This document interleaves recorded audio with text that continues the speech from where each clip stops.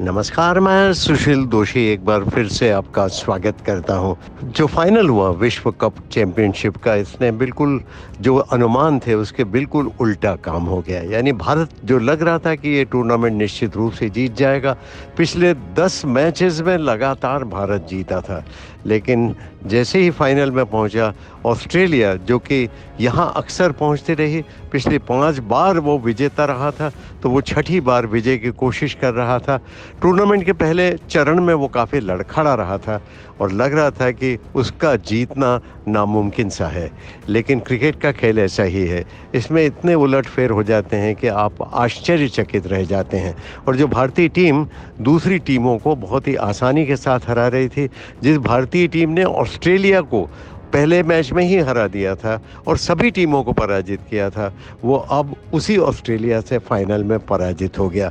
और जो सपना था ना 1983 और 2011 में फिर से जीतने का, वो सपना एक तरह से अधूरा रह गया। तो भारत को फिर से कोशिश करनी पड़ेगी। आज क्या हुआ, आप भी सोचते होंगे कि आखिर ऐसा क्या हुआ कि भारत को पराजय हाथ लगी। तो उसका मुख्य कारण यही था कि देखिए, आप लगातार अच्छा खेल रहे हैं, कोई एक दिन तो ऐसा आना ही था जिस दिन आप उतना अच्छा नहीं खेल पाएंगे जितना कि आप अक्सर खेल रहे होते हैं। क्रिकेट की यही तो अनिश्चितता है।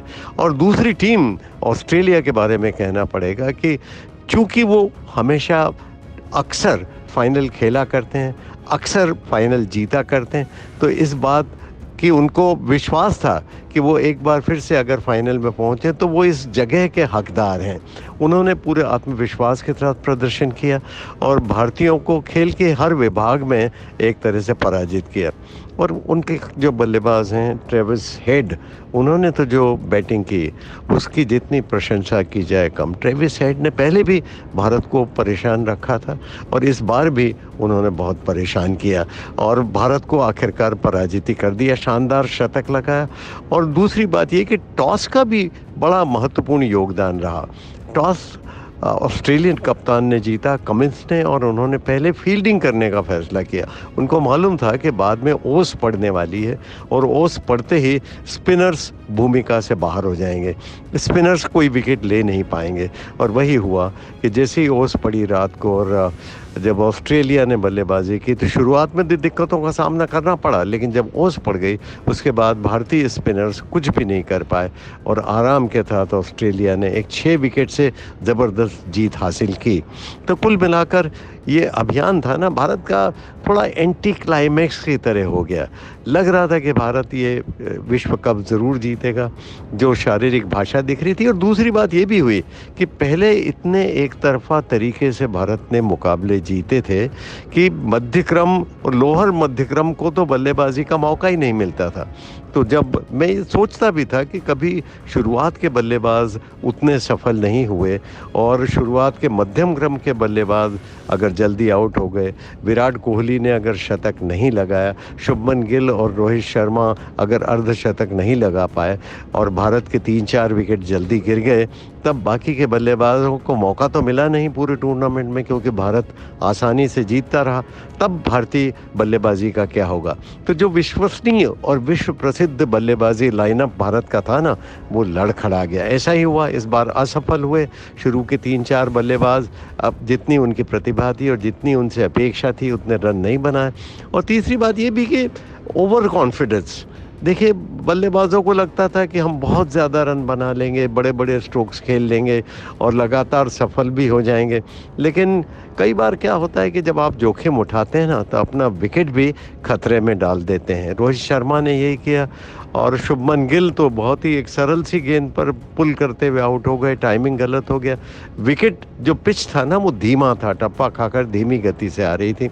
और ऑस्ट्रेलिया ने एक योजना के साथ इस मैच में पदार्पण किया। उन्होंने शॉर्ट ऑफ लेंथ गेंदें रखी और उसी में मिक्सअप करते रहे, यानी कभी पेस का परिवर्तन करते रहे, धीमी गेंदें का शॉर्ट ऑफ लेंथ भी करते रहे, कभी क्रॉस सीम से किया, कभी जो खड़ी सीम जो अपवर्ड सीम होती है उसको, उसका भी प्रयोग किया।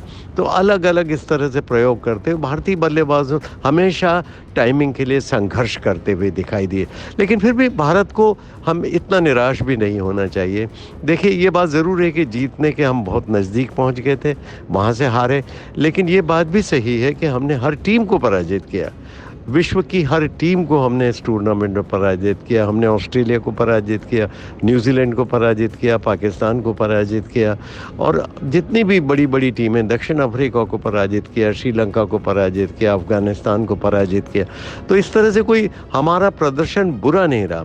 एक मैच खराब खेला, और वो भी दुर्भाग्यपूर्ण तरीके से फाइनल मैच ही हमने खराब खेला, और वहीं हम पराजित हो गए। उप विजेता के पद के साथ ही हमें संतोष करना पड़ा। लेकिन कुल मिलाकर ये टूर्नामेंट बहुत ही गजब का रहा, और लोगों को क्रिकेट का बड़ा रोमांच आया, और एक ऐसे क्रिकेट की दावत मिली जिसकी कि लोगों ने कल्पना की थी। तो भारत में ये मैचेस हुए थे, भारतीय दर्शकों को बड़ा मज़ा आया, आपको भी आनंद आया होगा। और इसी के साथ हम इस पॉडकास्ट का समापन करते हैं। आपने अब तक मुझे सुना, मुझे सुनाने में बड़ी खुशी हुई, और मुझे आशा है कि आपको ये तमाम जो मैंने बातें की वो सुनने में पसंद आई होंगी। आपका बहुत बहुत धन्यवाद, शुक्रिया, नमस्कार। अगर आप ये वीडियो YouTube पर देख रहे हैं तो हमारे चैनल को सब्सक्राइब करें और बेल आइकन को दबाना ना भूलें। अगर आप Facebook पर ये वीडियो देख रहे हैं तो हमारे पेज को लाइक करें।